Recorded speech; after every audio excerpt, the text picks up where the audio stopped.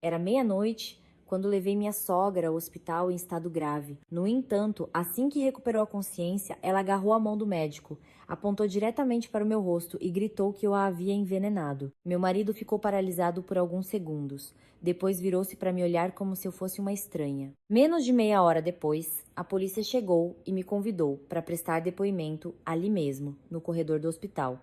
Eu permaneci em silêncio, de costas retas, porque eu sabia que algo estava prestes a ser revelado. E quando o resultado do laudo fosse divulgado, a família inteira dela não conseguiria mais se manter de pé. A história começou em uma noite de chuva forte.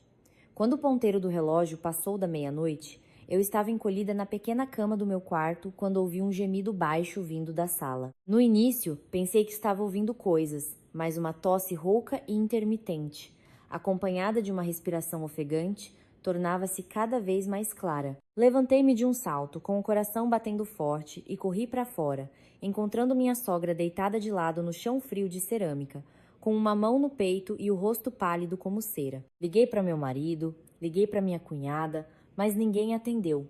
Sem tempo para pensar, vesti rapidamente uma capa de chuva e chamei o SAMU. Ao ajudá-la a subir na maca, ela agarrou minha mão com força, as unhas cravando-se em minha pele, seu olhar misturando medo e ódio. Pensei simplesmente que ela estava com dor, em pânico, então tentei acalmá-la, dizendo que já estávamos a caminho do hospital e que tudo ficaria bem. No caminho, a chuva batia forte no vidro da ambulância e a sirene ecoava na noite escura. Sentei-me ao lado da maca, segurando firmemente a ponta do lençol, com a mente vazia. Naquele momento, não havia ressentimento ou medo em meu coração, apenas um cansaço que se arrastava a tempo demais. Como se tudo neste casamento estivesse me empurrando para o limite final. Ao chegar ao hospital, os médicos levaram minha sogra imediatamente para a emergência. Fiquei do lado de fora, no corredor, com a roupa encharcada, o cabelo colado na testa e as mãos geladas. Menos de 15 minutos depois, meu marido e minha cunhada apareceram. Ninguém me perguntou o que havia acontecido. Seus olhares para mim estavam cheios de desconfiança, como se eu fosse a causa de tudo. Quando o médico anunciou que minha sogra estava fora de perigo e começando a acordar, respirei aliviada. Assim que pensei em entrar, ouvi sua voz aguda ecoando. Ela chorava e se debatia, apontando para mim, dizendo que eu havia colocado algo em sua comida que a deixou naquele estado. Aquela frase foi como uma faca que perfurou o ar, deixando o corredor inteiro em um silêncio mortal. Meu marido empalideceu, minha cunhada começou a chorar, abraçando os ombros da mãe. As acusações caíram sobre mim, uma após a outra, sem me dar chance de explicar. O médico teve que pedir ordem e sugeriu a realização de exames para determinar a causa. Poucos minutos depois, a polícia foi chamada ao hospital para registrar um boletim de ocorrência por suspeita de envenenamento. Quando um policial se aproximou e com uma voz suave pediu minha cooperação, senti como se o mundo inteiro tivesse desacelerado. Levantei a cabeça e olhei diretamente para o quarto onde minha sogra chorava enquanto me acusava e depois para o meu marido. O homem que nunca nem uma vez ficou do meu lado. Naquele momento, entendi que aquela noite seria um divisor de águas e que, após a divulgação do laudo pericial, não apenas a verdade me seria devolvida, mas toda a minha vida tomaria um rumo diferente. A noite daquele dia começou como tantas outras, silenciosa e pesada a ponto de eu já ter me acostumado a considerá-la normal. O relógio na parede mal passava das 8 da noite. Terminei de arrumar a cozinha depois do jantar e o céu começou a despejar uma chuva fina. Não era uma tempestade, mas uma garoa persistente, o suficiente para deixar a casa antiga ainda mais úmida e fria. Eu estava na cozinha, lavando a louça sob a luz amarelada e fraca, ouvindo o som da chuva batendo no telhado de zinco, com o coração vazio. Meu marido, Ricardo, terminou de comer e foi para o quarto, fechando a porta, um gesto tão familiar que eu nem me importava mais. Minha cunhada, Beatriz, estava com o rosto enfiado no celular na sala, fones de ouvido no lugar, rindo e mandando mensagens no WhatsApp para alguém.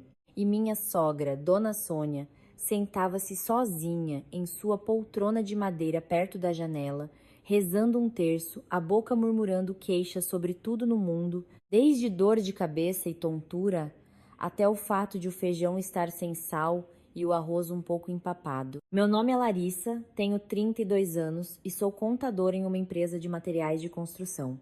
Meu trabalho não é glamouroso, mas é o suficiente para me sustentar e contribuir com a maior parte das despesas da casa. Desde que me casei e vim morar aqui, me acostumei a ficar em silêncio, a fazer mais e falar menos, porque mesmo que eu falasse, ninguém me ouviria. Eu costumava pensar que se eu fosse paciente, essa família acabaria encontrando a paz. Por volta das 9 da noite, minha sogra me chamou e pediu um copo de água morna. Eu fiz o que ela pediu, coloquei o copo na mesinha ao seu lado e cuidadosamente peguei o remédio para pressão que ela tomava todos os dias e entreguei a ela. Ela me olhou de relance, não disse nada, bebeu a água e empurrou o copo para o lado.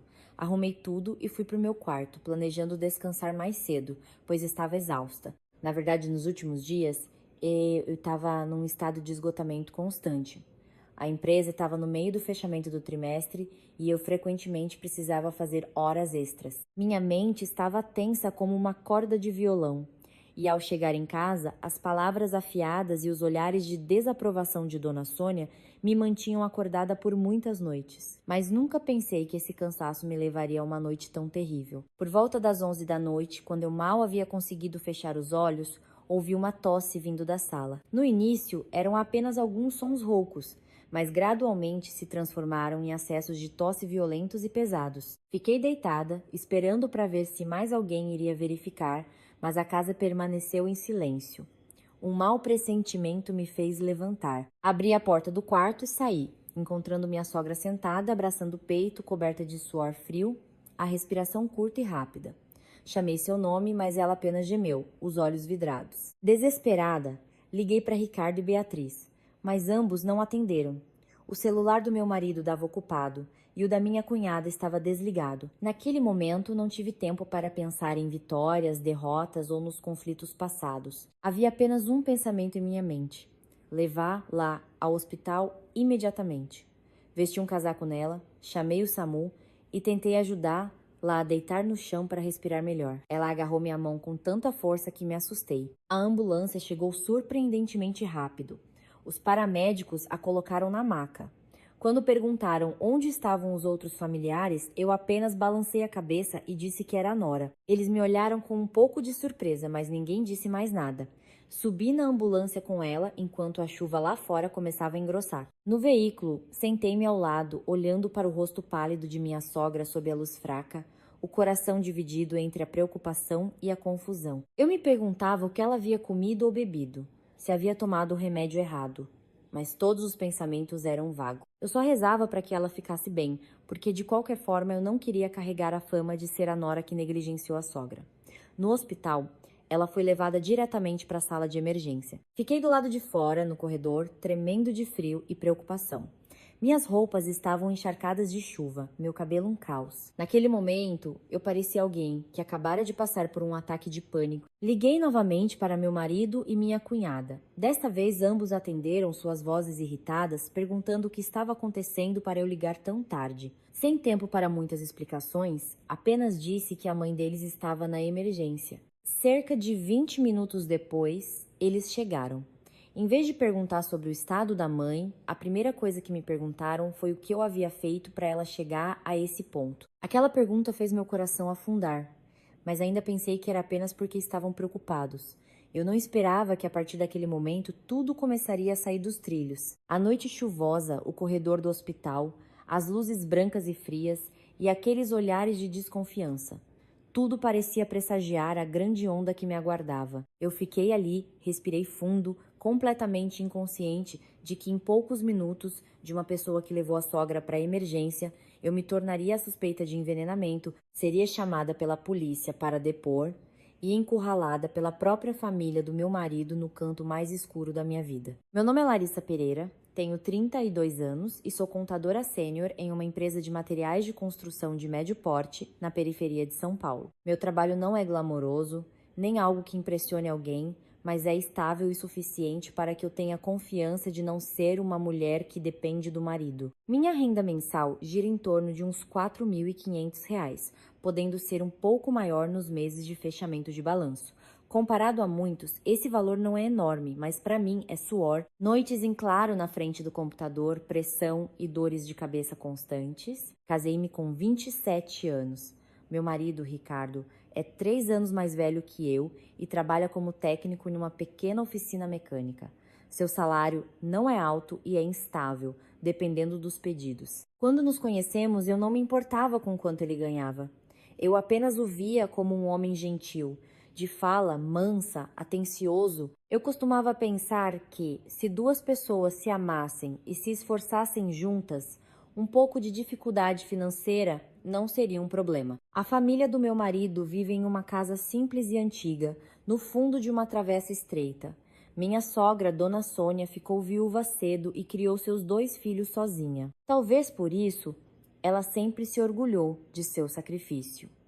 E a partir daí, formou a convicção de que os filhos devem ser gratos, obedientes e, especialmente, a nora que entra nesta casa deve aceitar tudo o que ela considera correto. No dia em que me tornei sua nora, o casamento foi simples. Trouxe comigo as joias de ouro que meus pais me deram e uma pequena quantia em dinheiro para ajudar a reformar a casa. Eu não pensei muito, porque na minha cabeça só existia a palavra família. Acreditava que, se eu vivesse com decência e trabalhasse duro, minha sogra acabaria gostando de mim. Mas a realidade estava longe do que eu imaginava. Desde os primeiros meses, senti os olhares inquisidores, as palavras afiadas de minha sogra. Desde o meu horário de chegada do trabalho, o tempero da comida até a forma como eu gastava meu dinheiro, ela frequentemente se queixava de que criar um filho foi difícil. Agora que ele era casado, a esposa deveria saber como cuidar das coisas, arcar com o fardo e não deixar o filho dela sofrer. Minha cunhada, Beatriz, é 7 anos mais nova que eu e ainda não se casou. Ela terminou um curso técnico e agora vende coisas online, com uma renda irregular. Desde que cheguei, Beatriz me via como a pessoa responsável por sustentar a casa toda. Toda vez que precisava de dinheiro para comprar estoque, ela dava indiretas ou pedia à mãe para falar por ela. No início, eu relevava, pensando que ela era jovem e precisava de apoio. Gradualmente, essa ajuda se tornou uma obrigação aos olhos deles. Meu marido não é uma pessoa má, mas é fraco. Diante da mãe, ele quase não tem voz. Diante das queixas e repreensões dela, ele escolhia o silêncio, ou se virava para me dizer para aguentar um pouco pela paz da casa. Eu acreditei que minha paciência era necessária, que uma mulher casada precisa saber se sacrificar. Eu não percebi que esse pensamento me colocou em uma posição de fraqueza sem que eu me desse conta. Ao longo de 5 anos como nora, acostumei-me a acordar cedo, chegar tarde, ir trabalhar de manhã e à tarde voltar para cuidar do jantar e da limpeza. Meu salário, além de uma parte que eu guardava para emergências, era quase todo destinado às despesas da casa, contas de luz e água, compras de supermercado, os remédios de Dona Sônia e muitas outras pequenas despesas que eu assumia. Não porque eles me forçaram desde o início, mas porque eu sentia que era minha responsabilidade. Mas, com o tempo, esse sacrifício não só não foi reconhecido, como se tornou um pretexto para eles me desvalorizarem. Minha sogra costumava dizer na frente dos vizinhos que, como eu ganhava dinheiro, gostava de me exibir. Uma vez, ela disse na minha cara que mulher com salário muito alto não respeita o marido. Eu ouvi aquilo com um sorriso amargo, porque se eu não trabalhasse, se não arcasse com as despesas, como essa família se viraria? Eu já pensei em nos mudarmos, mas toda vez que eu mencionava o assunto, minha sogra chorava, dizendo que eu queria abandonar. Lá na velhice, meu marido ficava hesitante, com medo de ser visto como um filho ingrato. No final, quem cedia era sempre eu. Eu me consolava pensando, vamos aguentar mais um pouco, esperar a Beatriz se estabilizar, esperar a situação financeira melhorar, e tudo será diferente. Recentemente, a saúde de minha sogra começou a piorar. Ela se queixava de tonturas, cansaço. Fui eu quem a levou ao médico, comprei os remédios, lembrei de tomar na hora certa. Eu não imaginava que essa preocupação seria transformada em prova para me incriminar. Aos olhos deles, cada ação minha podia ser distorcida da pior maneira possível. Olhando para trás, percebo que vivi por muito tempo no papel de uma nora, sempre tentando agradar aos outros e esquecendo de mim mesma. Ignorei tantos sinais de alerta neste casamento. Ignorei os olhares frios do meu marido toda vez que sua mãe me tratava mal. Eu dizia a mim mesma que tudo passaria, que toda família tem seus conflitos. Até aquela noite chuvosa, quando eu estava no corredor do hospital, encharcada e sozinha, e percebi que nunca fui verdadeiramente considerada parte da família. E, a partir daquele momento, entendi que se eu não me levantasse para me defender, ninguém mais o faria por mim. Desde que me tornei nora, fui entendendo uma coisa. Nesta casa, eu não era tratada como família, mas como uma empregada não remunerada com a tarefa de ganhar dinheiro. Minhas manhãs começavam muito cedo. Antes mesmo de o sol nascer, eu já estava de pé, preparando o café da manhã para todos e depois correndo para me arrumar para o trabalho. Minha sogra tinha o hábito de acordar tarde, então o café tinha que estar pronto, quentinho e do jeito que ela gostava, senão seria uma ladainha sem fim. Um dia, atrasei um pouco por causa de um imprevisto no trabalho. Assim que entrei em casa, ouvi sua voz aguda vindo da cozinha. Ela dizia: "Que tipo de nora é essa que só sabe trabalhar e deixa a mãe velha passando fome?" Pedi desculpas, disse que tive uma urgência, e ela imediatamente deu uma risadinha sarcástica, dizendo que mulher que vive agarrada à empresa acaba não sendo levada a sério por ninguém. Fiquei em silêncio, pois sabia que qualquer palavra a mais só pioraria as coisas. Minha cunhada, Beatriz, era diferente. Ela não me ofendia diretamente como a mãe, mas tinha um jeito de me cansar igualmente. Ela frequentemente me pedia favores absurdos, desde levar lá a lugares, comprar coisas para ela, até pedir dinheiro emprestado sem data para devolver. Toda vez que eu hesitava, Beatriz se virava para a mãe e reclamava que eu era mesquinha e não gostava dela. E assim, à noite, eu tinha que ouvir mais um sermão sobre os deveres de uma nora. Meu marido, Ricardo, na maior parte do tempo, escolhia ficar de fora. Ele não brigava comigo, mas também não me defendia. Sempre que a mãe dizia algo, ele apenas ficava em silêncio ou me pedia para aguentar firme pela paz da casa. Uma vez eu não aguentei e perguntei se ele já tinha pensado nos meus sentimentos. Ele suspirou e disse: "A mãe está velha. O gênio dela é difícil. Você é a nora. Tenta se esforçar mais um pouco." Essa frase se repetiu por anos como uma desculpa para toda injustiça ser ignorada. Os jantares em casa raramente eram tranquilos. Se a comida estivesse do agrado dela, minha sogra considerava isso uma obrigação. Se não estivesse, ela fazia uma careta e soltava alguns comentários depreciativos. Uma vez cozinhei uma sopa com menos sal, com medo de que a pressão dela subisse. Ela empurrou o prato para o lado e disse que eu estava fazendo aquilo de propósito para maltratá-la. Fiquei paralisada, sentindo-me magoada e frustrada, mas ainda tive que baixar a cabeça e limpar tudo. Percebi que, aos olhos dela, tudo o que eu fazia podia ser interpretado da pior maneira. Se eu chegava tarde do trabalho, era porque eu era viciada em trabalho e não me importava com a família. Se eu gastava dinheiro, era esbanjadora, mesmo que a maior parte fosse para casa. Se eu me preocupava com a saúde dela, ela achava que eu era falsa. E se eu relaxava um pouco, ela dizia que eu era negligente. Não importava o que eu fizesse, nunca era o suficiente. Havia noites em que eu me sentava sozinha no quarto, ouvindo o som da TV na sala e as conversas animadas entre mãe e filho, sentindo um vazio estranho. Eu me sentia como uma inquilina no meu próprio casamento. Tudo que eu tentei construir da paciência à responsabilidade parecia não ser reconhecido. Outra vez tive febre alta, o corpo todo dolorido. Pedi um dia de folga do trabalho para ficar em casa. Minha sogra me viu deitada na cama e soltou uma frase fria, dizendo que mulherzinha, por qualquer doencinha, já fica de manha, não sei como vai aguentar coisa grande. Virei-me para a parede, as lágrimas molhando o travesseiro, mas não ousei chorar em voz alta. Aos poucos, me acostumei a esconder meus sentimentos. Não contava para meus pais, pois tinha medo de preocupá-los. Também não tinha muitos amigos próximos para desabafar. Minha vida girava em torno da empresa e desta casa. Ambos os lugares me esgotavam de maneiras diferentes. Eu dizia a mim mesma que tudo passaria, que bastava aguentar mais um pouco. Mas a injustiça não se limitava às palavras. Uma vez minha sogra teve uma dor de cabeça, eu a levei ao médico, comprei todos os remédios. Ao chegar em casa, ela disse aos vizinhos que eu andava mesquinha, comprando remédios baratos que não faziam efeito. Ouvi essa história através de uma conhecida e meu coração doeu. Não a culpei por se gabar, só fiquei triste porque todos os meus esforços foram negados tão facilmente. Meu marido soube, mas apenas me disse que a mãe está velha, fala besteira, não liga. Mas como eu poderia não ligar quando minha honra e minha bondade estavam sendo dissecadas pela vizinhança? Comecei a sentir medo toda vez que um estranho vinha à casa. Medo dos olhares curiosos, dos boatos que não sabia de onde vinham. Aos poucos, um mau hábito se formou na casa. Toda falha, todo descontentamento era jogado para cima de mim. Se a sogra estava cansada, a culpa era minha. Se a cunhada precisava de dinheiro, era porque eu não ajudei. Se o marido estava estressado com o trabalho, era porque eu não sabia compartilhar. Tornei-me o bode expiatório conveniente para todas as frustrações da família. Havia noites em que eu ficava acordada, me perguntando onde eu tinha errado. Eu tentei cumprir meu papel de esposa, de nora, não fui desrespeitosa, não fui preguiçosa, não gastei dinheiro à toa, mas parecia que nada disso era suficiente. Aos olhos deles, eu ainda era uma estranha, alguém que podia ser suspeita a qualquer momento. Essas injustiças se acumularam, dia após dia, como pequenas rachaduras na parede já frágil do meu casamento.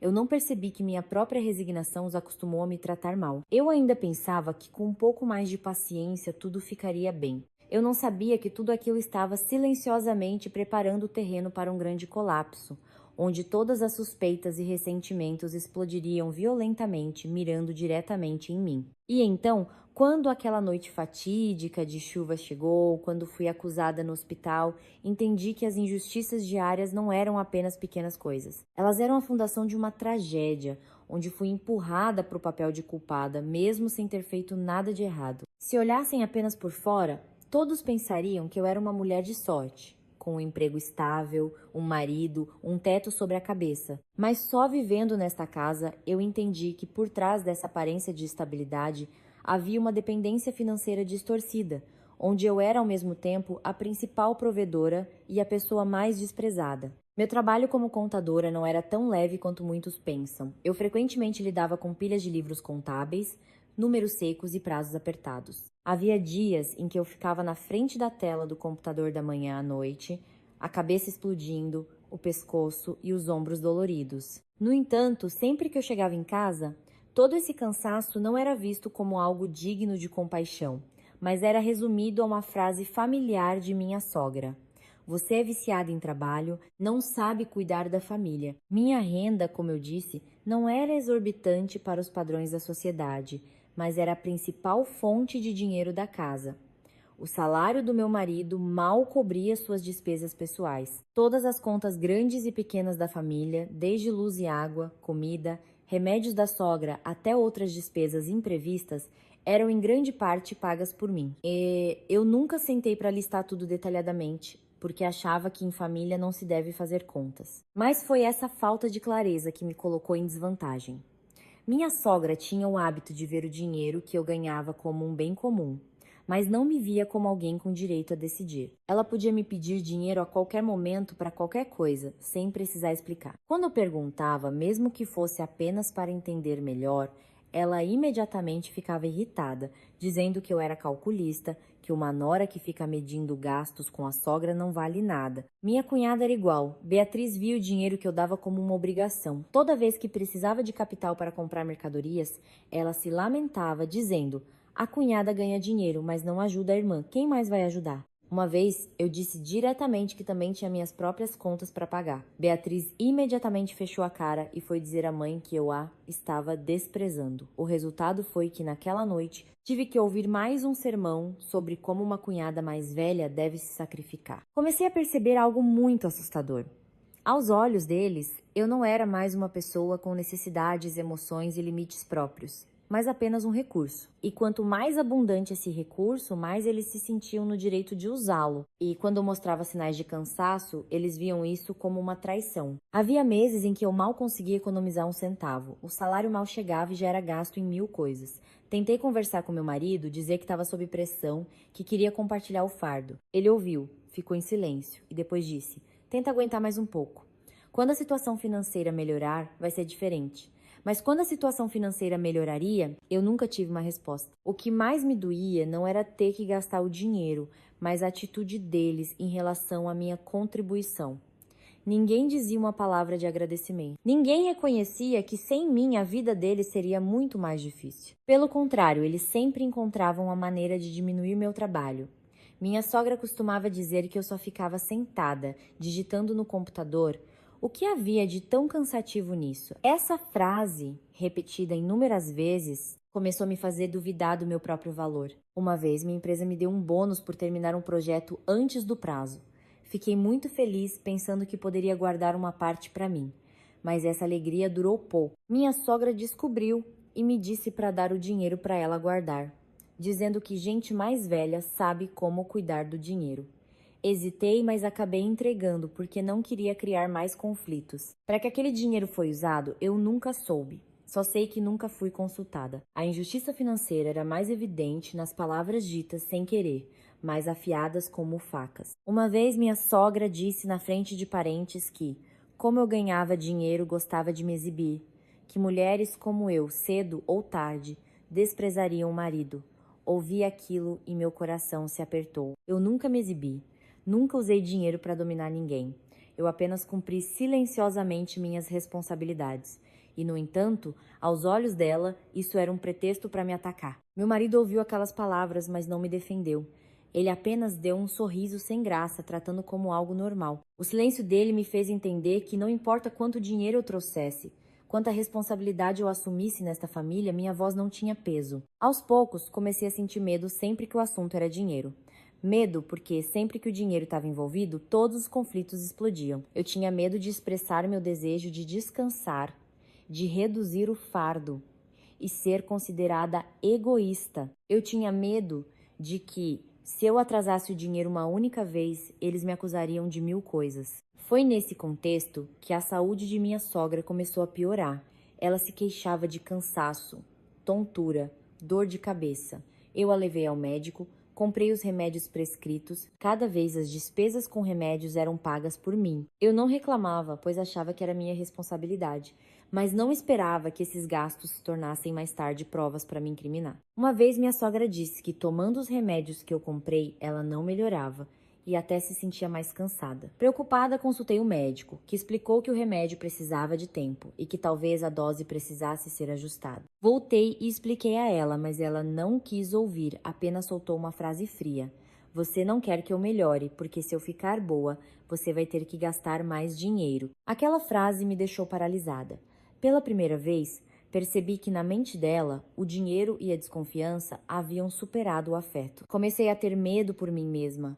Medo de que um dia tudo saísse do controle. A dependência financeira da família do meu marido em mim, em vez de gerar gratidão ou respeito, tornou-se a semente da desconfiança e do ressentimento. Eles precisavam do meu dinheiro, mas não aceitavam minha posição. Eles queriam que eu assumisse o fardo, mas não queriam que eu tivesse voz. Olhando para trás, vejo como eu mesma me coloquei em uma posição desfavorável.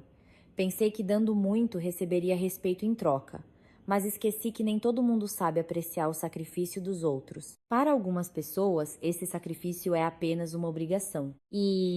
Então, quando aquela noite chuvosa chegou, quando minha sogra desmaiou e eu me tornei a suspeita de envenenamento, todas as injustiças financeiras, de trabalho e a dependência de longa data de repente se uniram em uma onda violenta. Entendi que o que estava acontecendo não era um acidente, era a consequência de um longo processo onde fui gradualmente empurrada para o papel de culpada, apenas porque eu era, ao mesmo tempo, a provedora e a pessoa sem poder. Tudo começou a tomar um rumo diferente cerca de uma semana antes daquela noite chuvosa. A saúde de minha sogra havia piorado visivelmente. Ela se queixava de cansaço, comia pouco e emagreceu bastante. Percebi que ela ficava tonta sempre que se levantava e muitas vezes precisava se apoiar na parede para andar. Como morávamos juntas, eu não podia ignorar. Sugeri levá-la para um check-up geral. No início, ela recusou, dizendo que velhice é assim mesmo, doença é normal. Ir ao hospital custa caro. Com paciência, expliquei que um exame ajudaria a entender a situação e ajustar os remédios para ela se sentir melhor. Finalmente, ela concordou com relutância, mas acrescentou uma frase que me deixou inquieta. Eu vou, mas se for muito caro, você que vai pagar. Naquele dia, pedi meio-dia de folga do trabalho e a levei a um hospital público do bairro. O médico pediu alguns exames básicos, mediu a pressão, fez um exame de sangue. Os resultados mostraram um leve distúrbio metabólico e pressão arterial instável, que precisavam de ajuste na medicação e na dieta. O médico deu instruções muito detalhadas, enfatizando que ela não deveria tomar nenhum remédio além da prescrição, especialmente suplementos ou garrafadas de origem desconhecida. Eu ouvi com muita atenção, anotando cada palavra. Pensei que se seguíssemos as instruções do médico, a saúde dela melhoraria. Em casa, organizei o armário de remédios. Joguei fora os medicamentos vencidos e os pacotes de chás e ervas que ela guardava misturados na gaveta. Fiz tudo abertamente, na frente dela, explicando por que estava jogando fora. Eu não esperava que essa atitude a irritasse. Ela achou que eu estava desrespeitando sua experiência, suas crenças. Disse que eu era de fora, que não sabia nada para mexer nos remédios dela. Tentei explicar, com calma, que o médico havia proibido o uso de coisas aleatórias, mas ela não quis ouvir. A partir daquele dia, sua atitude em relação a mim ficou visivelmente mais fria. Comecei a prestar mais atenção às suas refeições. Cozinhava com menos sal, menos óleo, comprava mais frutas. Pensei que estava fazendo bem, mas aos olhos dela era uma imposição. Uma vez, ela empurrou o prato de sopa e disse que eu estava deliberadamente cozinhando sem gosto para que ela não comesse e emagrecesse. Minha cunhada ouviu e concordou, dizendo que a cunhada é pão dura. Com medo de gastar, corta na comida da mãe. Eu ouvi aquilo e senti um nó na garganta. Quis retrucar, mas tive medo de que virasse uma briga. Apenas continuei em silêncio, seguindo as recomendações médicas, na esperança de que quando ela melhorasse, todas as suspeitas se dissipassem. Eu não sabia que na cabeça dela e da minha cunhada, um pensamento diferente já estava se formando. Uma noite, vi minha sogra pegar um pacote de um pó estranho, marrom escuro com um cheiro muito forte, e misturar em um copo d'água. Quando perguntei o que era, ela respondeu rispidamente que era um remédio que uma conhecida deu, que fazia muito bem à saúde. Lembrei-me do conselho do médico e a aconselhei a não tomar, ou pelo menos a perguntar ao médico primeiro. Ela ficou furiosa e gritou: "Você quer que eu morra logo para ficar me proibindo de tudo?" A conversa terminou em um clima pesado. Naquela noite, meu marido me chamou no quarto e perguntou se eu andava fazendo algo para deixar a mãe chateada. Contei tudo, desde as recomendações do médico até minha preocupação com a saúde dela. Ele ouviu, ficou em silêncio e depois disse que eu deveria ser mais maleável, não tão rígida. Perguntei a ele: se a mãe tomar esses remédios estranhos e acontecer alguma coisa, quem será o responsável? Ele não respondeu. A partir daí, começaram os cochichos pela casa. Ouvi minha sogra dizendo à minha cunhada que desde que começou a tomar os remédios que eu comprava, ela se sentia mais cansada, que a comida que eu preparava deixava tonta. Minha cunhada, por sua vez, insinuava que eu não gostava da mãe e queria que ela ficasse doente. Essas conversas, inicialmente apenas lamentos, tornaram-se mais claras e cruéis. O ponto alto foi uma tarde, quando voltei do trabalho e ouvi uma vizinha comentando que minha sogra havia dito a ela que eu não a tratava bem, que suspeitava que eu estava lhe dando algo errado. Fiquei paralisada, não podia acreditar que minha preocupação estava sendo interpretada como malícia. Naquela noite, confrontei minha sogra diretamente. Perguntei se havia algo que a incomodava, que dissesse na minha cara, não pelas costas. Ela me encarou, os olhos cheios de suspeita e raiva, e soltou uma frase que me gelou a espinha. Quem sabe o que se passa nessa sua cabeça? É difícil saber quem é bom ou ruim. Aquela frase foi um limite que se rompeu.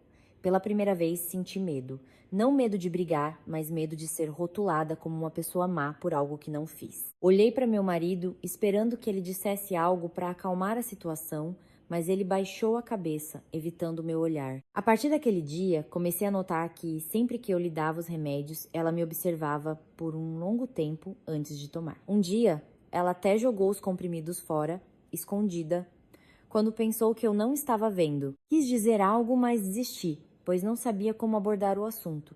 Apenas pensei que talvez fosse melhor recuar para evitar mais mal-entendidos. Mas eu não esperava que esse recuo fosse interpretado como um sinal de culpa.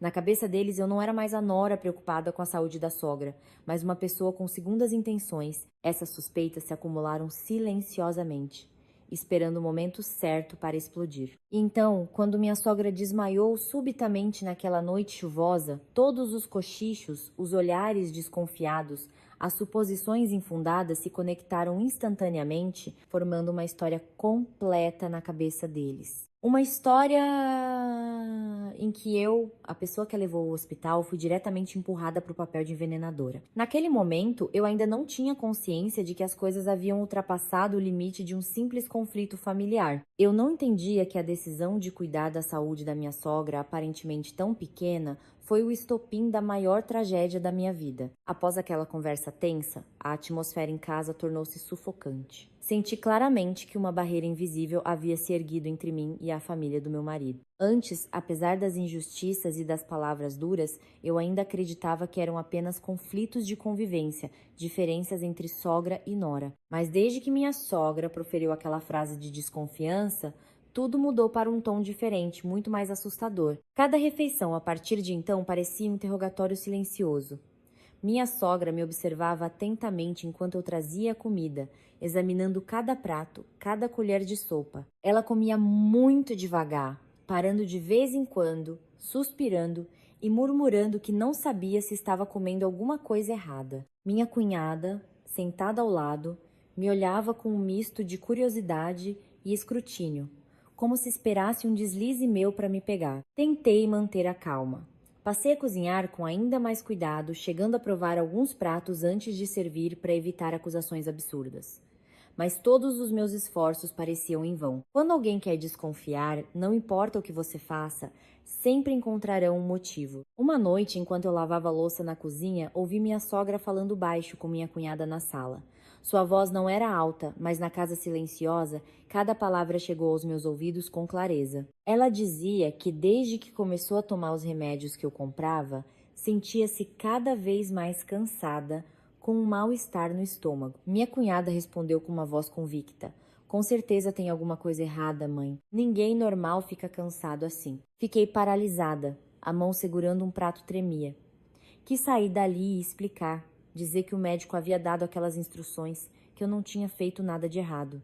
Mas meus pés pareciam pregados no chão. Um medo vago se espalhou pelo meu peito. Eu temia que se eu saísse tudo explodiria em uma briga e eu seria ainda mais vista como alguém culpada que estava se defendendo. Naquela noite, meu marido chegou tarde. Enquanto comia, ouvi a mãe e a irmã se queixarem. Não ouvi cada palavra, mas vi seu rosto ficar cada vez mais sombrio. Quando terminei de arrumar a mesa e estava indo para o quarto, ele me chamou. Perguntou-me se eu tinha certeza de que os remédios que eu comprava para a mãe não tinham nenhum problema. Aquela pergunta apertou meu coração. Olhei para ele e, tentando manter a voz calma, disse que os remédios foram comprados com a receita do médico e que eu tinha todas as notas fiscais. Perguntei de volta. Você está desconfiando de mim? Ele ficou em silêncio por um longo tempo e depois disse que estava apenas preocupado com a saúde da mãe, que eu não deveria pensar demais. Mas foi essa ambiguidade que me assustou. Mostrava que uma semente de dúvida já havia sido plantada em sua mente. Naquela noite, mal consegui dormir. Fiquei olhando para o teto, ouvindo o tic-tac do relógio, a cabeça girando. Lembrei-me de cada coisa que fiz, cada refeição, cada comprimido, tentando encontrar onde eu poderia ter errado. Mas por mais que pensasse, não encontrava nada. Senti-me impotente, pois entendi que o problema não era mais sobre certo ou errado, mas sobre confiança. Na manhã seguinte, acordei mais cedo que o habitual. Decidi não dar mais os remédios para minha sogra, deixando que ela mesma tomasse como quisesse, para evitar mais mal-entendidos. Disse a ela que a partir de agora ela decidiria que remédio tomar, que eu não interferiria mais. Ela me olhou com uma expressão indecifrável e deu um sorriso de escárnio, dizendo: "É melhor assim, para eu não ter que desconfiar." Aquela frase me gelou. Percebi que na cabeça dela a suspeita não só não diminuiu, como foi confirmada. Eu recuei, dizendo a mim mesma que precisava ser mais cuidadosa, manter distância para me proteger. Mas não esperava que esse meu recuo fosse interpretado de forma negativa. Naquela tarde, precisei ficar até mais tarde no trabalho. Cheguei em casa quase à noite e encontrei minha sogra deitada na cama, parecendo mais cansada do que o normal. Minha cunhada, sentada ao lado dela, viu-me chegar e imediatamente se levantou, dizendo que a mãe não tinha comido nada o dia todo, que estava se sentindo muito mal. O olhar dela para mim era como se dissesse que a culpa era minha. Perguntei à sogra se ela queria ir ao médico novamente. Ela balançou a cabeça, dizendo que ir ao hospital não adianta, os médicos só sabem inventar doença para ganhar dinheiro. Não insisti, apenas fiz um copo de água morna para ela. Ela pegou o copo, mas olhou por um longo tempo antes de beber. Eu fiquei ali, sentindo-me como se estivesse em um tribunal sem palavras. Por volta das 10 da noite, minha sogra começou a se queixar de dor de barriga. Minha cunhada, desesperada, ligou para meu marido, culpando-me por não ter notado antes. Expliquei que eu tinha acabado de chegar, mas minhas palavras pareciam não ser ouvidas. Meu marido ligou e perguntou se precisava levar a mãe ao hospital. Minha sogra novamente recusou, dizendo que não era tão grave, que só precisava descansar. O clima na casa estava tenso como uma corda de violino. Sentei-me no meu quarto, o coração inquieto.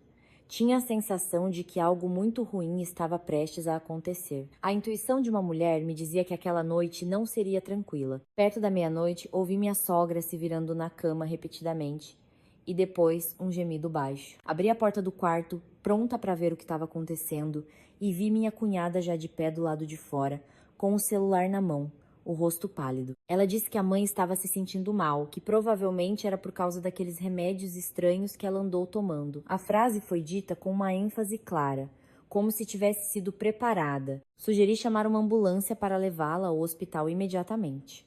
Minha cunhada me olhou com um olhar estranho e disse: "Vamos ver.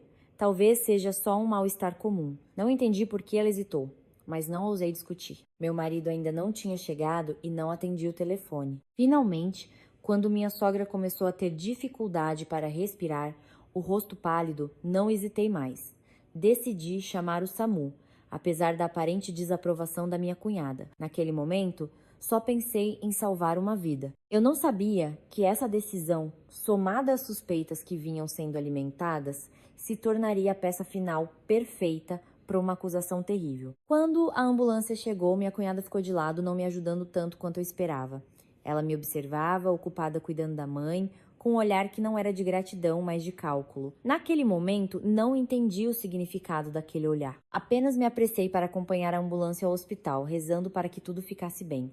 Eu não sabia que na cabeça da minha cunhada e da minha sogra, uma outra história já estava sendo escrita. Uma história na qual eu não era mais a nora preocupada, mas a suspeita de ter motivos obscuros. E quando a porta do hospital se fechou atrás de mim, eu também entrei na fase mais sombria da minha vida, onde um simples laudo médico seria suficiente para decidir meu destino. Enquanto a ambulância do SAMU corria pela chuva densa, eu me sentei ao lado da maca, a mão agarrada à barra de metal fria, o coração um nó. Minha sogra jazia imóvel, os lábios pálidos, a respiração pesada. O som monótono do monitor cardíaco ecoava na cabine apertada, ao mesmo tempo claro e assustador. Tentei manter a calma, chamando seu nome repetidamente, esperando que ela respondesse, mesmo que com um pequeno gemido. Na minha cabeça, não havia mais espaço para as desconfianças ou conflitos anteriores. Eu só pensava que se algo acontecesse com ela, com ou sem culpa, a primeira a ser responsabilizada seria eu. Esse pensamento passou rápido,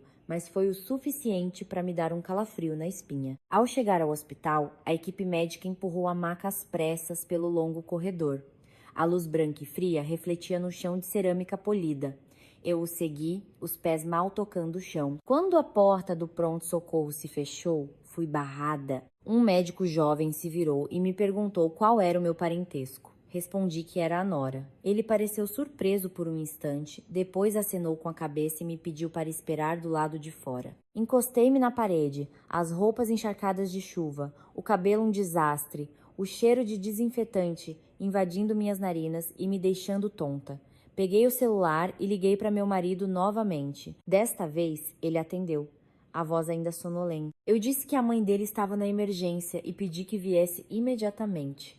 Ele murmurou algumas palavras e desligou, sem perguntar mais nada sobre a situação. Cerca de 15 minutos depois, minha cunhada chegou. Ela entrou no corredor com uma expressão de pânico calculada, os olhos procurando por mim. Quando me viu, não perguntou como eu estava, apenas fez uma única pergunta. O que aconteceu com a mãe para ela ficar assim? Antes que eu pudesse responder, ela balançou a cabeça, murmurando que desde a tarde já tinha notado a mãe cansada, que com certeza algo não estava certo. Olhei para Beatriz, querendo dizer que eu também tinha acabado de chegar tarde, que não podia prever tudo, mas as palavras ficaram presas na minha garganta. Comecei a sentir claramente uma atmosfera estranha. Ninguém ali estava na posição de alguém que compartilhava comigo a preocupação pela paciente.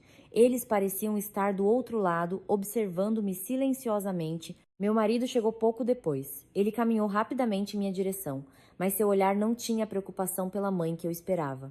Ele me olhou da cabeça aos pés com um olhar inquisidor. A primeira pergunta que ele fez não foi sobre o estado da mãe. Mas o que você deu para a mãe comer antes de ela desmaiar? Aquela pergunta foi como um martelo na minha cabeça. Expliquei, exausta, que não lhe dei nada fora do comum, que ela mal tinha comido o dia todo. Ele ouviu, mas não respondeu. Apenas se virou para a irmã. Beatriz imediatamente disse que nos últimos dias a mãe andava tomando os remédios que eu comprei e se sentindo pior, que talvez fosse o remédio que não estava fazendo bem. Essas palavras foram ditas com naturalidade, como se tivessem sido ensaiadas. Comecei a tremer. Percebi que estava sozinha no meio de um corredor de hospital lotado, mas terrivelmente solitária. Quis gritar que não fiz nada de errado, que apenas segui as ordens do médico. Mas entendi que, naquela situação, minhas palavras não tinham peso algum. Cerca de meia hora depois, a porta da emergência se abriu. O médico informou que minha sogra havia superado a crise inicial, mas precisava de observação e de mais exames para determinar a causa. Soltei um suspiro de alívio, minhas pernas amoleceram, mas essa sensação durou apenas alguns segundos. Ao ser levada para fora, minha sogra abriu os olhos. Seu olhar estava vago, mas rapidamente focou em mim. De repente, ela agarrou a manga do médico, a voz rouca, mas cheia de fúria. Ela disse: "Foi ela. Ela me deu alguma coisa para beber que me deixou assim." A frase ecoou no meio do corredor lotado, fria e clara em cada palavra. Fiquei paralisada. Não podia acreditar no que estava ouvindo. Meu marido ficou chocado por alguns segundos e depois se virou para me olhar. O olhar dele, naquele momento, doeu mais do que qualquer acusação. Não era o olhar de um marido que acredita na esposa, mas o de alguém tentando encontrar uma explicação para uma suspeita que já existia. Minha cunhada começou a chorar abraçando a mãe e entre soluços dizia: "A Larissa é muito cruel. Eu já desconfiava há muito tempo." As pessoas ao redor começaram a cochichar. Senti como se todos os olhares estivessem sobre mim, como se eu fosse uma criminosa pega em flagrante. Tentei explicar, dizendo que o médico havia prescrito os remédios, que não lhe dei nada além disso. Mas minha sogra não quis ouvir. Ela gritou que desde que eu vim morar com eles, sua saúde só piorou, que ela sabia que um dia eu ia acabar com ela. Essas palavras eram como facas cortando minha pele, uma por uma, sem me dar tempo para respirar. O médico teve que intervir pedindo silêncio. Ele disse que precisava fazer um exame toxicológico para determinar a causa, pois os sintomas de minha sogra não permitiam uma conclusão imediata. Ao ouvir isso, minha cunhada imediatamente disse que era preciso chamar a polícia, que se houver algo suspeito, tem que ser investigado. Olhei para meu marido esperando que ele a impedisse, mas ele não disse nada. O silêncio dele, naquele momento, foi como um consentimento tácito. Entendi que a partir daquele segundo eu não estava mais na posição de uma nora preocupada, mas havia sido empurrada para o lado oposto. Pouco depois, a polícia chegou ao hospital para registrar o boletim de ocorrência. Um policial se aproximou e me fez algumas perguntas básicas. Respondi em estado de choque, a mente vazia. Não chorei, nem gritei para me defender. Apenas senti um frio avassalador, como se toda a confiança que eu já tivesse desmoronado em um instante. Quando fui convidada para prestar depoimento, segui-os os pés pesados como chumbo. Olhei para trás, para o corredor onde minha sogra estava, para meu marido e minha cunhada lado a lado. Ninguém olhou para mim, ninguém disse uma palavra em minha defesa. Entendi que a partir daquele momento eu só podia contar com a verdade. O medo cresceu dentro de mim, mas ao mesmo tempo uma sensação muito clara surgiu. Eu sabia que não tinha feito nada de errado e sabia que, não importa a história que eles inventassem, o resultado final do laudo diria tudo. Eu só não esperava que o caminho para chegar a essa verdade fosse tão longo e doloroso. A porta do quarto mal se abriu e em menos de 10 minutos o corredor do hospital virou um caos. Minha sogra foi transferida para uma sala de observação. Ela ainda estava deitada, com um soro no braço, mas parecia muito mais alerta. E foi nesse momento que tudo escalou para um nível que eu jamais esquecerei. Assim que me viu no final do corredor, sua expressão mudou completamente. O olhar cansado de antes desapareceu, substituído por um ódio palpável. Ela se esforçou para sentar, ignorando a enfermeira que pedia para ela ficar deitada. Sua mão magra e trêmula apontou diretamente para mim. Sua voz estava rouca, mas soou clara e alta. Ela disse que fui eu quem lhe deu algo estranho para beber. Disse que sabia há muito tempo que eu não gostava dela, que eu fingia cuidar dela, mas na verdade queria que ela ficasse doente. Cada palavra dela ecoava como um chicote batendo em mim. Na frente do meu marido, da minha cunhada, dos médicos, das enfermeiras e de outros familiares de pacientes que estavam por perto, fiquei paralisada. Não conseguia acreditar que a pessoa que eu acabara de levar para a emergência, por quem eu me preocupei a noite inteira, pudesse com tanta calma inventar uma história daquelas. Abri a boca para tentar explicar, mas a garganta travou. Nenhum som saiu. Meu marido, nesse momento, deu um passo à frente. Ele olhou para a mãe, depois se virou para mim, a voz trêmula, mas cheia de dúvida. Mãe, a senhora tem certeza? Minha sogra balançou a cabeça com força, dizendo que não podia estar enganada, que desde que eu comecei a cuidar dos seus remédios e da sua comida, sua saúde só piorou. Minha cunhada imediatamente entrou na conversa. Disse que já tinha visto a mãe se sentir pior várias vezes depois de tomar os remédios, que desconfiava há muito tempo, mas não ousava falar. Acrescentou que, como eu era quem controlava o dinheiro e comprava os remédios se algo acontecesse, eu seria a primeira a ser responsabilizada. As palavras pareciam ensaiadas, fluindo com uma consistência assustadora. Percebi que aquilo não era um acesso de raiva ou palavras ditas no pânico. Era uma acusação deliberada. Tentei recuperar a compostura e disse que todos os remédios que comprei foram com receita médica, com notas fiscais para provar. Disse que não lhe dei nada além do que o médico prescreveu, mas minhas palavras se perderam em meio aos soluços da minha sogra e aos cochichos das pessoas ao redor. Minha sogra começou a chorar, dizendo que estava velha, que não tinha muito tempo de vida e que não faria uma acusação daquela sem provas. Disse que eu era cruel e que se algo acontecesse com ela, a culpa seria minha. O jeito que ela falava me deu um calafrio, pois entendi que ela estava me colocando em uma posição muito perigosa. O médico teve que intervir, pedindo a todos que mantivessem a ordem. Ele explicou que no momento nada podia ser concluído, que eram necessários mais exames, especialmente um exame toxicológico no sangue para determinar a causa. Ao ouvir isso, minha cunhada gritou, exigindo que o hospital chamasse a polícia imediatamente, dizendo que não se pode deixar uma envenenadora solta por aí. Olhei ao redor, procurando um olhar de apoio, mas não encontrei nenhum. Meu marido baixou a cabeça em silêncio, evitando o meu olhar. Naquele momento, entendi que mesmo sem nenhuma conclusão no coração dele, eu já não era completamente inocente. A polícia chegou rapidamente para registrar a ocorrência. Fizeram perguntas preliminares sobre o relacionamento na família, sobre quem cuidava diretamente da paciente. Quando souberam que eu era a nora que morava na mesma casa e era responsável pelos remédios, seus olhares se tornaram mais sérios. Senti a pressão aumentando sobre meus ombros. Minha sogra continuou a contar sua história. De como se sentia pior depois de tomar os remédios, de como a comida não tinha gosto, de como suspeitava que eu não a queria bem. Ela falou muito, com muitos detalhes, o que tornava a história aparentemente plausível. Eu sentei ali, ouvindo cada palavra, o coração doendo. Não podia acreditar que minhas ações, feitas com boas intenções, pudessem ser distorcidas a esse ponto. Quando chegou minha vez de falar, tentei falar devagar e com clareza. Contei todo o processo de levar a mãe ao médico, as recomendações, o que eu fiz. Mostrei as notas fiscais dos remédios, a receita, as mensagens trocadas com o médico. Pensei que a verdade me ajudaria a me manter firme. Mas quando um policial perguntou por que minha sogra suspeitaria de mim e não de outra pessoa, não soube o que responder. Eu não podia dizer que era porque ela não gostava de mim por causa dos conflitos velados de anos. Isso não era prova, era apenas sentimento. Minha cunhada aproveitou a oportunidade para dizer que eu já tinha discutido com a mãe várias vezes, que eu não gostava de ter que gastar dinheiro com os remédios. Ela falava como se eu fosse uma nora ingrata, com uma aparência dócil, mas um coração cheio de ressentimento. Ouvi aquilo e minhas mãos e pés ficaram gelados. Meu marido finalmente falou, mas não para me defender. Ele disse que ultimamente a casa estava tensa, que eu e a mãe tínhamos divergências sobre os remédios e a alimentação. Sua frase foi como uma confirmação de que o conflito era real e a suspeita, fundamentada. Olhei para ele, o coração apertado.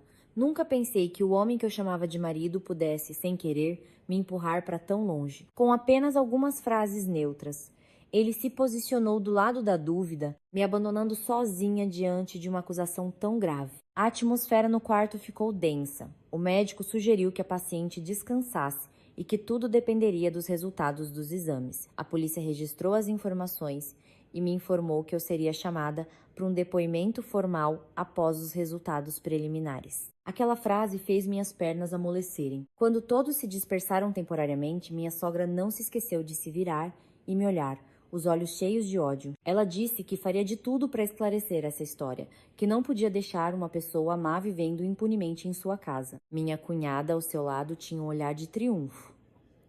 Entendi que no coração delas eu já estava condenada. Saí do quarto e me sentei em um banco no corredor.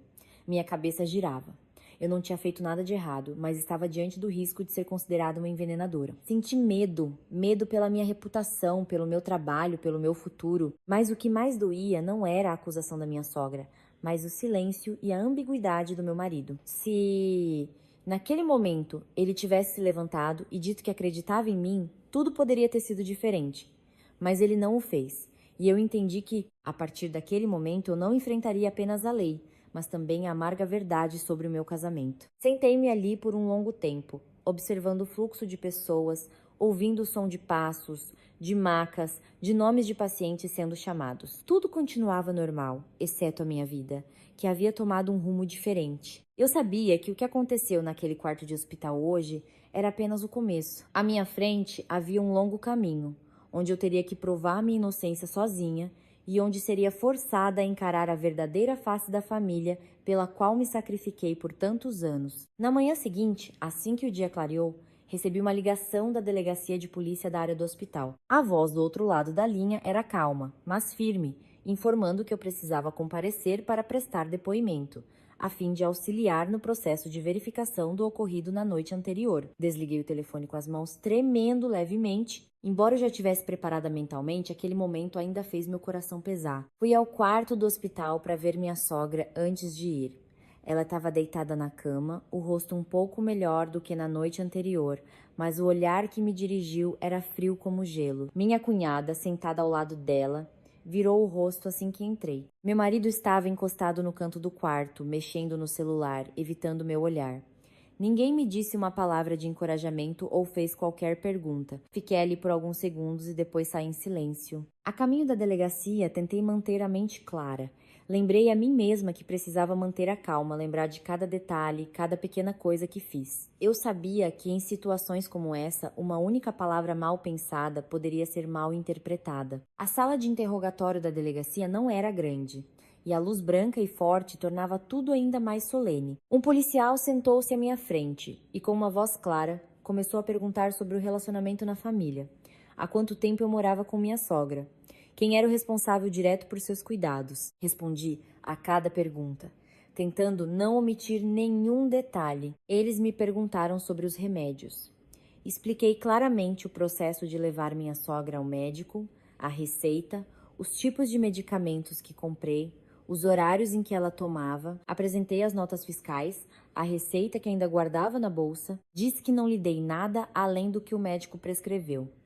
Enfatizei que se eu tivesse más intenções, não a teria levado ao hospital no meio de uma noite chuvosa. O policial anotava tudo cuidadosamente, levantando a cabeça de vez em quando para me olhar. Seu olhar não era exatamente de suspeita, mas também não era de total confiança. Entendi que era a atitude necessária de alguém que trabalha com a lei. Isso me deixou ao mesmo tempo preocupada e me forçou a ser firme. Depois perguntaram sobre os conflitos na família. Essa pergunta me fez hesitar por alguns segundos.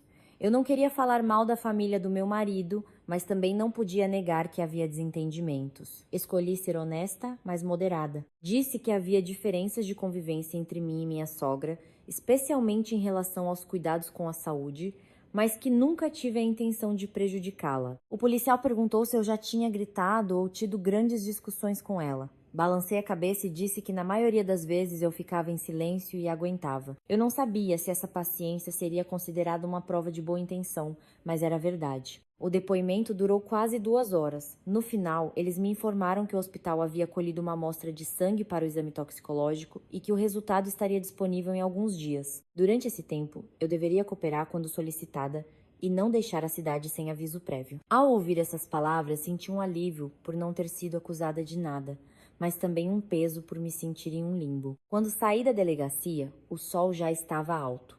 A luz da manhã iluminava as ruas movimentadas, mas eu me sentia como se estivesse à margem daquela vida normal. Eu não sabia quando tudo seria esclarecido, não sabia qual seria o resultado do laudo, embora no fundo do meu coração eu acreditasse na minha inocência. Voltei para o hospital. Minha sogra ainda estava lá, sendo bem cuidada. Minha cunhada me olhou com um ar de desconfiança, como se eu fosse uma ameaça a ser vigiada. Meu marido me perguntou o que a polícia disse, mas sua voz não tinha preocupação. Parecia mais um interrogatório. Respondi brevemente, dizendo que estávamos esperando o resultado do exame. Ele acenou com a cabeça e não disse mais nada. As horas seguintes se arrastaram. Sentei-me no corredor, observando as pessoas entrarem e saírem, o coração pesado. Comecei a pensar no meu trabalho, na minha honra. Se essa história se espalhasse, como eu enfrentaria os olhares na empresa, dos vizinhos, dos conhecidos? Senti medo, mas, ao mesmo tempo, outro pensamento começou a se tornar mais claro. Percebi que, independentemente do resultado do laudo, este casamento já estava rachado a ponto de ser irreparável. A desconfiança da minha sogra, o apoio da minha cunhada e, acima de tudo, o silêncio do meu marido. Tudo isso me mostrou meu verdadeiro lugar nesta família. Eu havia me sacrificado tanto, mas quando a crise chegou, fui a primeira a ser jogada aos leões. Naquela noite, sentada sozinha em um banco no corredor do hospital, senti um vazio estranho. Não chorei, não reclamei. Apenas esperei em silêncio, esperando pelo resultado do laudo, esperando que a verdade viesse à tona. E no fundo da minha alma, eu também esperava por uma resposta para mim mesma. Depois de tudo o que aconteceu, eu ainda poderia continuar vivendo nesta família? Os 2 dias de espera pelo resultado do laudo passaram tão devagar quanto 2 meses. Continuei indo trabalhar normalmente, mas minha mente estava sempre tensa. Na empresa, tentava parecer calma, agindo como se nada tivesse acontecido. Mas toda vez que o telefone vibrava, meu coração disparava, temendo que fosse uma ligação do hospital ou da polícia com más notícias. Na manhã do 3º dia, recebi uma notificação para comparecer ao hospital para uma acariação, pois a polícia precisava esclarecer alguns detalhes antes da conclusão oficial. Pedi folga do trabalho e cheguei ao hospital bem cedo. O corredor da ala de clínica médica estava mais vazio do que o normal. O silêncio era tanto que eu podia ouvir meus próprios passos. A sala de reunião foi montada perto do quarto da minha sogra. Dentro estava um policial, o médico responsável, minha sogra, meu marido, minha cunhada e eu. Assim que a porta se fechou, senti uma pressão esmagadora tomar conta do pequeno espaço. O policial iniciou a reunião com uma voz calma. Ele disse que aquela era uma careação para esclarecer as contradições nos depoimentos. Antes de anunciar o resultado do exame, ele pediu que todos respondessem com honestidade, sem suposições ou emoções. Minha sogra foi a primeira a ser questionada. Ela repetiu, mais uma vez, que desde que eu comecei a cuidar dos seus remédios, sua saúde piorou. Enfatizou a sensação de mal-estar no estômago, o cansaço após cada dose. Disse que não estava caluniando ninguém, que estava velha e não tinha tempo para inventar histórias para prejudicar a nora. Eu sentei em frente a ela, as mãos firmemente entrelaçadas. Ouvi cada palavra, tentando manter a calma. Quando chegou minha vez, repeti exatamente o que havia dito antes. Expliquei a origem dos remédios, a receita médica, as notas fiscais. Disse que, se eu tivesse más intenções, não a teria levado ao médico, não teria passado a noite, em claro, levando-a para a emergência. O policial se virou para o médico. O médico confirmou que a prescrição era apropriada, a dosagem adequada para a condição da paciente. Ele acrescentou que os sintomas que minha sogra descreveu poderiam ter várias causas e que não se podia concluir precipitadamente que era por causa dos remédios. Ao ouvir isso, minha cunhada se manifestou. Ela disse que eu e a mãe brigávamos constantemente, que eu reclamava de ter que gastar dinheiro com os remédios. Ela falava com uma confiança como se estivesse narrando um fato óbvio. O policial perguntou à cunhada se ela havia presenciado eu dando à mãe algo além dos remédios prescritos. Beatriz hesitou por um momento e depois disse que não viu com os próprios olhos, mas sentiu que havia algo estranho. Essa resposta me fez soltar um suspiro de alívio. Embora meu coração ainda estivesse cheio de preocupação, chegou a vez do meu marido. Ele ficou em silêncio por um longo tempo e depois disse que a casa estava tensa, que ele e a mãe não se davam bem, especialmente no que dizia respeito aos cuidados com a saúde. Ele disse que não podia afirmar que eu fiz algo errado, mas também não podia negar que a suspeita da mãe tinha fundamento. O jeito que ele falou me doeu a ponto de me sufocar. O policial olhou diretamente para meu marido e perguntou: "O senhor já viu sua esposa fazer algo em comum?" Ele balançou a cabeça. O policial insistiu. "O senhor confia na sua esposa?" Ele ficou em silêncio por um longo tempo e depois disse: "Neste momento, não sei em quem acreditar." Aquela resposta foi como a facada final, cortando toda a esperança que ainda restava em mim. Olhei para o homem com quem vivi por tantos anos que um dia prometeu me proteger, e o vi como um completo estranho. Naquele momento, entendi que, independentemente do resultado do laudo, eu não poderia voltar a ser como antes. O policial anotou tudo com cuidado. Ele fez mais algumas perguntas detalhadas, como quem havia comprado remédios adicionais sem receita, quem guardava o armário de remédios. Respondi que o armário ficava na sala e que todos tinham acesso. Minha cunhada admitiu que às vezes comprava suplementos para a mãe por indicação de conhecidos, sem consultar o médico. Esse detalhe fez o clima na sala mudar. O policial a questionou mais a fundo.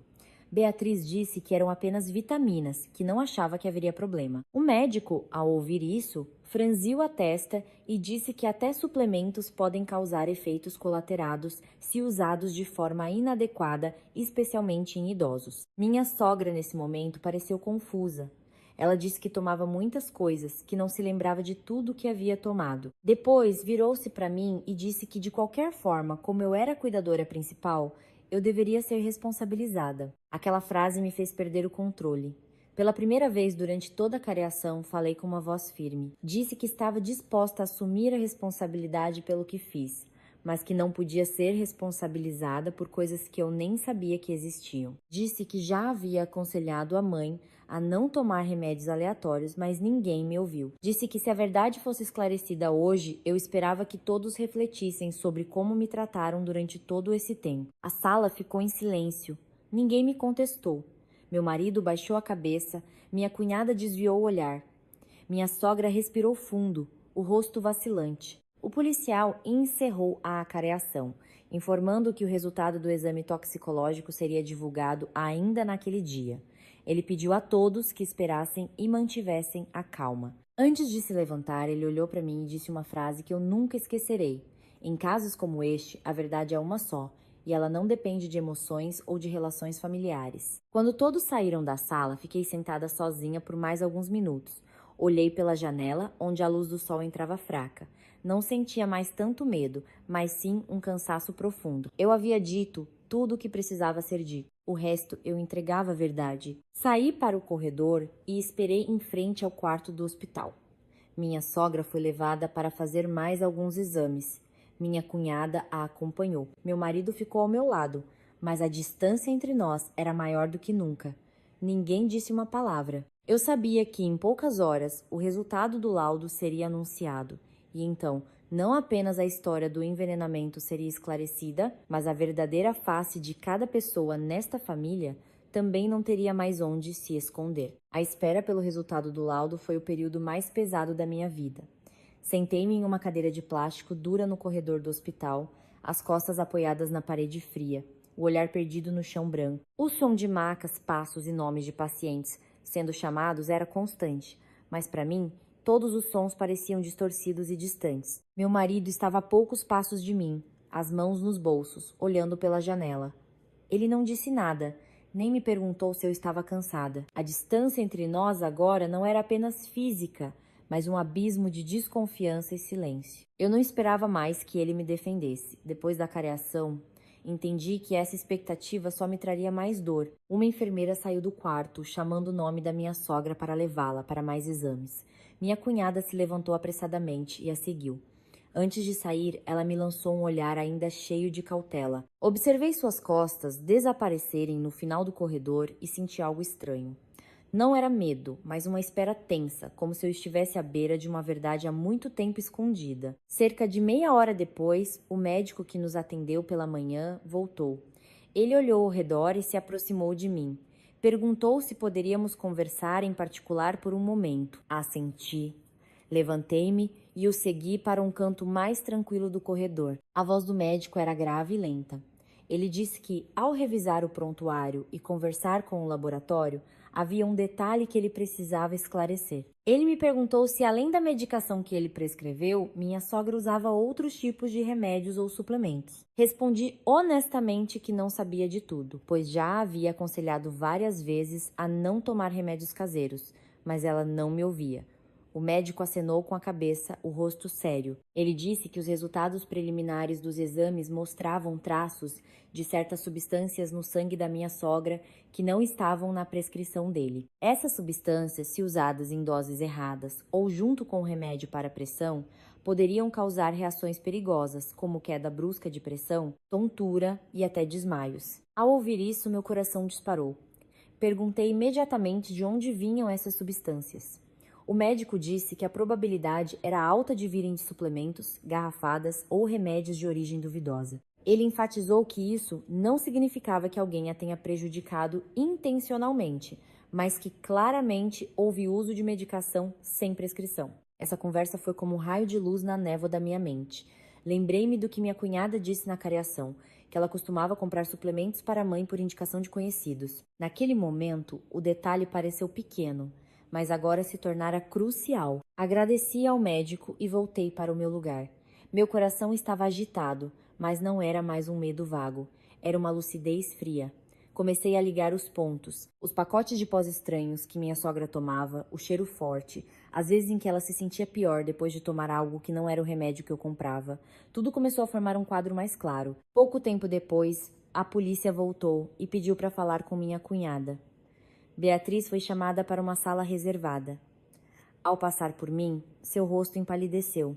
Ela evitou meu olhar e seguiu apressadamente o policial. Observei-a, sentindo uma mistura de tensão e amargura. Meu marido, só então, virou-se para mim e perguntou em voz baixa o que o médico havia me dito. Olhei para ele e percebi uma leve vacilação em seus olhos. Não respondi imediatamente, apenas disse que o médico estava investigando a causa a partir de medicamentos não prescritos. Ele ficou em silêncio, mas vi a confusão estampada em seu rosto. O tempo passou lentamente. Sentei-me ali, observando as pessoas passarem, me perguntando por que as coisas tiveram que chegar a esse ponto. Eu tentei cumprir meu dever. Fui cuidadosa em cada pequeno detalhe. E, no entanto, por causa da falta de transparência e das suspeitas alimentadas por tanto tempo, quase me tornei a culpada de um crime que não cometi. Cerca de 1 hora depois, minha cunhada saiu da sala. Seu rosto estava pálido, o olhar claramente desorientado. Ela não tinha mais a confiança e a agressividade de antes. Ao me ver olhando, ela rapidamente se virou e caminhou em direção ao quarto. Esse gesto me deu ainda mais certeza de que a polícia havia descoberto algo. Outro policial se aproximou e me pediu para entrar na sala para mais algumas perguntas.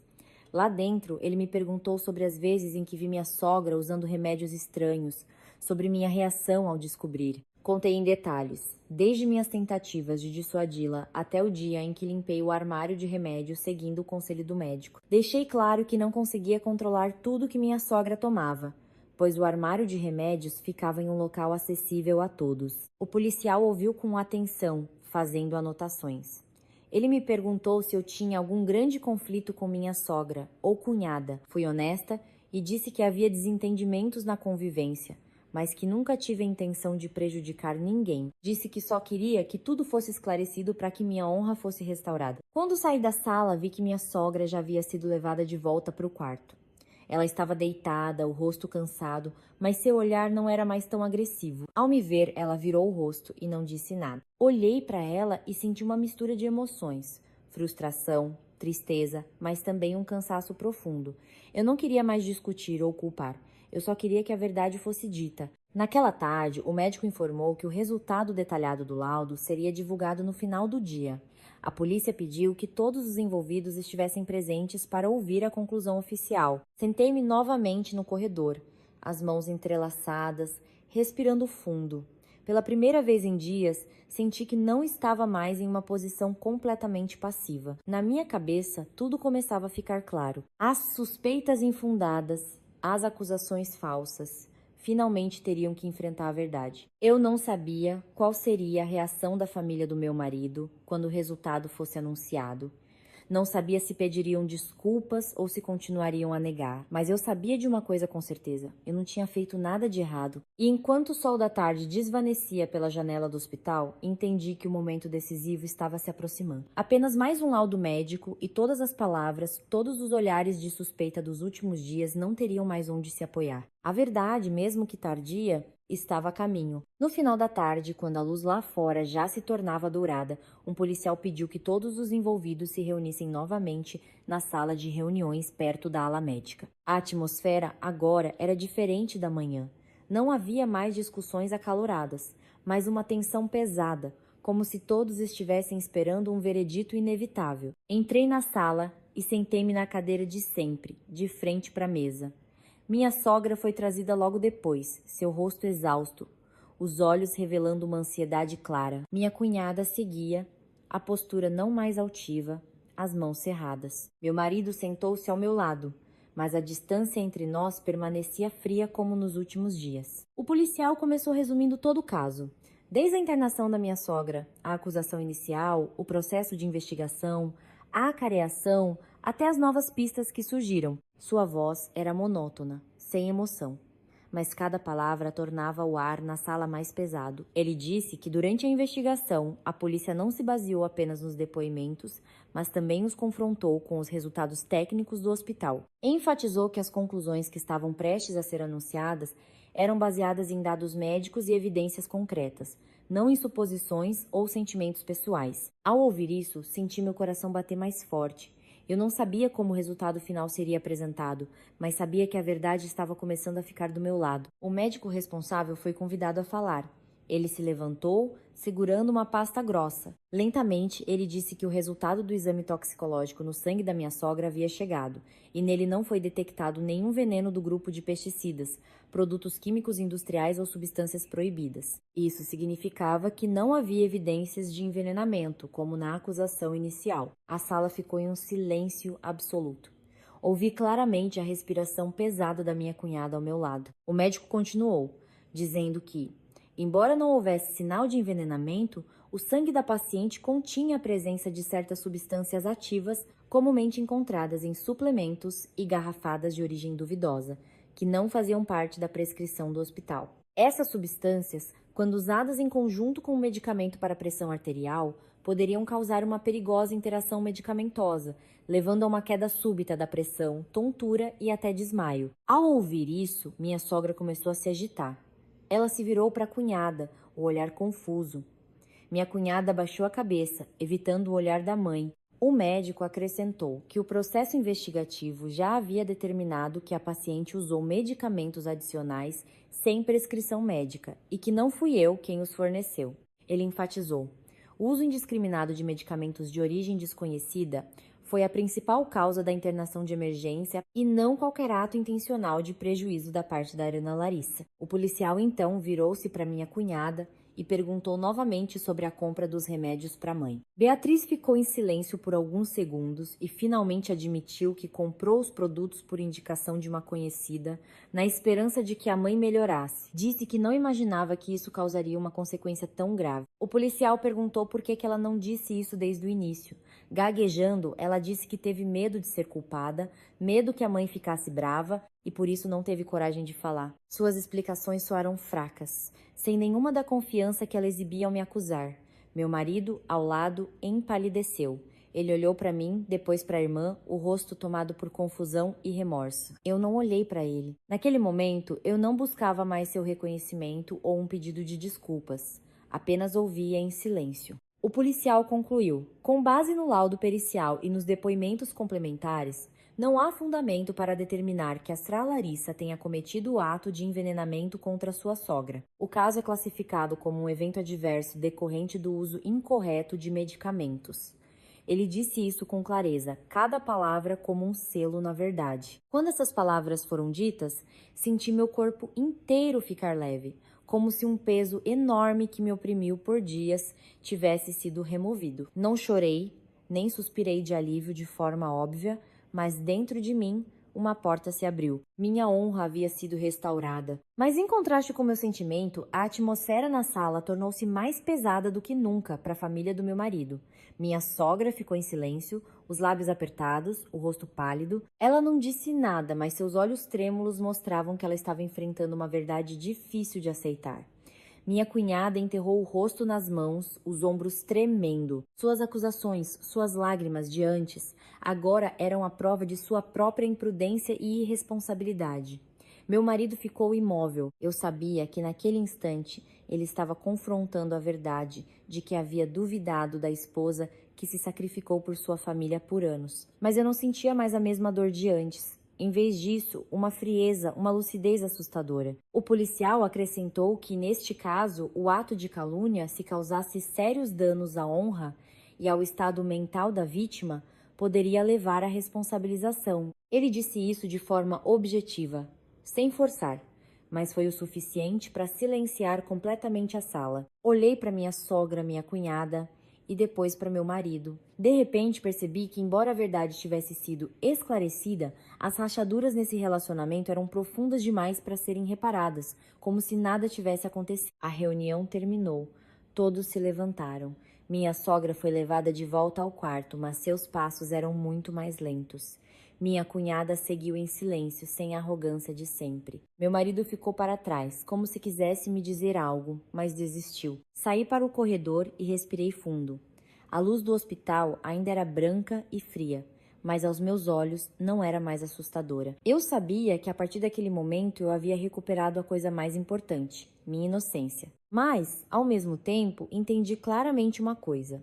A verdade pode me inocentar, mas também expôs a verdadeira face daqueles que eu um dia chamei de família. E, com a verdade revelada, eu era forçada a enfrentar uma decisão ainda maior que me aguardava. Naquela noite, o hospital estava todo iluminado. O corredor da ala médica estava mais movimentado do que durante o dia, mas ninguém falava alto, como se temessem perturbar os pacientes. Fui instruída a ficar para receber a conclusão final por escrito, com as assinaturas do médico e do representante da polícia.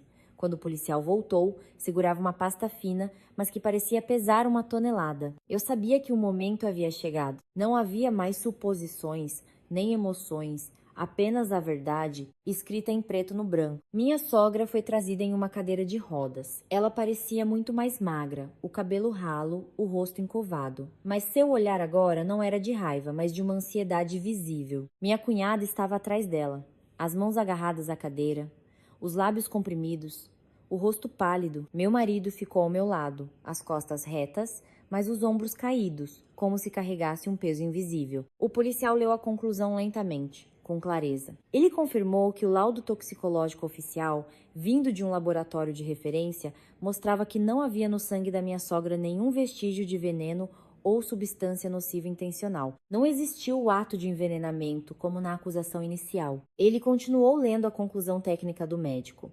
A causa do desmaio e do estado crítico da minha sogra foi uma interação medicamentosa. Especificamente, ela usou simultaneamente o remédio para pressão prescrito e vários tipos de suplementos e garrafadas de origem desconhecida, o que levou a uma desregulação aguda da pressão arterial. Cada palavra lida era como um martelo batendo no silêncio da sala. Minha cunhada enterrou o rosto nas mãos, os ombros tremendo. Minha sogra arregalou os olhos, encarando o papel nas mãos do policial como se não acreditasse no que ouvia. Meu marido ficou paralisado, os lábios se movendo como se quisesse dizer algo, mas sem som. O médico acrescentou que entre os produtos não prescritos, pelo menos um continha um princípio ativo que interagia fortemente com o remédio para pressão. O uso contínuo por vários dias foi a causa direta do estado crítico da paciente, ele enfatizou. Se ela não tivesse sido trazida ao hospital a tempo, as consequências poderiam ter sido muito mais graves. Essa frase me fez estremecer.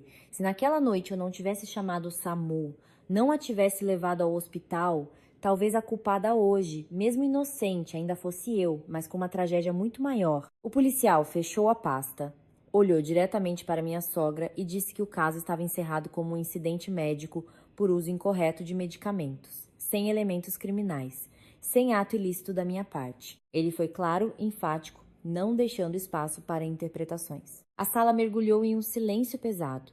Minha sogra, trêmula, levou a mão à boca. Seus olhos ficaram vermelhos, não pela doença, mas pelo choque. Ela se virou para a cunhada, o olhar misturando reprovação e confusão. Minha cunhada desabou em lágrimas, soluçando. Gaguejando, ela dizia que não foi por mal, que só queria que a mãe melhorasse, que não imaginava que as coisas chegariam a esse ponto. Mas essas palavras agora eram tardias demais. Meu marido parecia uma estátua de pedra. Vi cada expressão em seu rosto, choque, remorso, dor. Ele se virou para mim, os olhos avermelhados, como se buscasse perdão ou pelo menos um sinal de que eu ainda estava ali, mas eu não correspondi. Não desviei o olhar, nem acenei com a cabeça.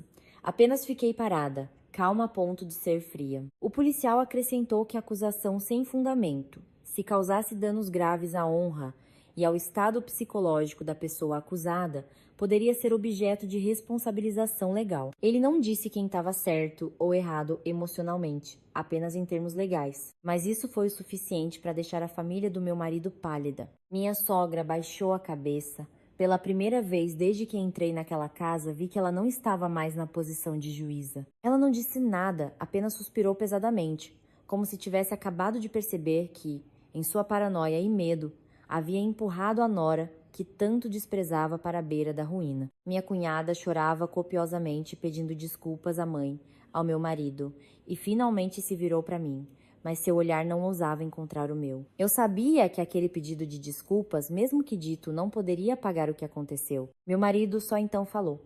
Sua voz estava rouca quando disse que pedia desculpas, que não teve coragem de ficar do meu lado. Disse que seu silêncio me machucou. Mas essas palavras, a essa altura, não tinham mais força para me comover. Eu ouvi, mas não sentia mais raiva ou dor. Apenas uma lucidez fria. Percebi que não foi apenas este incidente que me mudou, mas todo um longo processo de ser desvalorizada, questionada, empurrada para uma posição de fraqueza. A reunião terminou. O policial e o médico se foram. A sala ficou apenas comigo e a família do meu marido. Ninguém disse mais nada. O ar estava mais pesado do que quando fui acusada, porque a verdade havia virado o jogo completamente. Minha sogra foi levada de volta para o quarto. Antes de ir, ela se virou para me olhar, uma expressão complexa de arrependimento e orgulho ferido.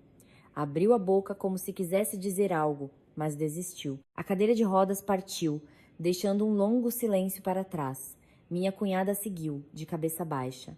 Meu marido ficou tentando falar comigo, mas eu apenas balancei a cabeça negativamente. Eu não queria mais falar nada ali, naquele hospital, onde vivi os dias mais sombrios da minha vida. Saí para o corredor e me encostei na parede fria.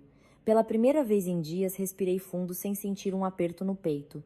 Minha honra foi restaurada, a verdade foi esclarecida. Mas, ao mesmo tempo, entendi que há feridas que não podem ser curadas com um simples pedido de desculpas ou uma conclusão por escrito. A família do meu marido podia estar em choque, podia ter desmoronado com essa verdade. Mas para mim, este não foi apenas um momento de vindicação. Foi o momento em que percebi que fiquei tempo demais em um casamento onde não era protegida. E enquanto a noite caía do lado de fora da janela do hospital, eu sabia que depois de tudo o que aconteceu, eu não poderia mais voltar a ser a mulher submissa de antes. À minha frente, uma decisão final me aguardava.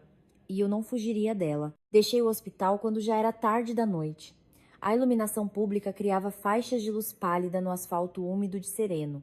O vento noturno era frio, mas estranhamente agradável. Pela primeira vez em dias, senti que conseguia respirar por completo. Não por uma questão de vitória ou derrota, mas porque a verdade estava do meu lado, de forma clara e definitiva. Não voltei para a casa do meu marido imediatamente. Fui para a casa de uma amiga próxima e pedi para passar a noite. Eu precisava de um tempo para pensar em mim. Durante 5 anos como nora, eu me acostumei a engolir toda a frustração, dizendo a mim mesma que a paciência era a chave para a paz. Mas os dias no hospital me ensinaram uma lição diferente. Quando a crise chega, a pessoa mais submissa é a mais fácil de ser sacrificada. Na manhã seguinte, recebi uma mensagem do meu marido. Ele disse que a mãe estava melhor, que todos na família estavam muito arrependidos e que ele me pedia para voltar para casa para conversarmos. Li a mensagem por um longo tempo. O pedido de desculpas tardio não me causava mais dor, apenas um vazio. Entendi que o problema não era um pedido de desculpas, mas o fato de que por todos esses anos eu nunca fui acreditada ou protegida. Pedi um dia de folga no trabalho e voltei para casa do meu marido para arrumar minhas coisas. Minha sogra, deitada no quarto, ouviu o som da mala sendo arrastada e se virou. Ela me chamou pelo nome, a voz mais fraca do que antes. Disse que agora entendia tudo, que errou ao duvidar de mim. Fiquei parada, ouvindo. Não a culpei, nem a consolei. Apenas disse, com uma voz suave: eu fiz o meu melhor, mãe, mas não posso continuar a viver sob desconfiança. Minha cunhada estava na porta, os olhos vermelhos. Ela murmurou um pedido de desculpas. Eu assenti. Não queria guardar rancor, mas também não queria voltar à minha antiga posição, onde minha boa-fé foi explorada. Meu marido ficou parado, sem tentar me impedir. Talvez ele também entendesse que há limites que, uma vez cruzados, não podem ser consertados. Mudei-me para uma kitnet alugada perto do meu trabalho. Nos primeiros dias, senti um vazio, mas a cada manhã que eu acordava no meu próprio espaço, percebi uma sensação de alívio que nunca tive antes. Foquei no meu trabalho, na minha saúde, nas coisas que eu havia negligenciado por tanto tempo. Eu não precisava mais me preocupar com o olhar de ninguém, não precisava mais me justificar por suspeitas infundadas. Algumas semanas depois, entrei com o pedido de divórcio. A decisão não foi impulsiva. Foi o resultado de um longo processo onde finalmente vi meu próprio valor. Ao assinar os papéis, minha mão não tremeu. Eu sabia que estava escolhendo o respeito por mim mesma. No dia em que o processo foi finalizado, caminhei para casa sob o sol da tarde. A cidade continuava barulhenta como sempre, mas dentro de mim havia uma nova paz. Eu não venci ninguém, eu apenas recuperei a minha vida. Naquela noite, abri a janela para deixar o vento entrar.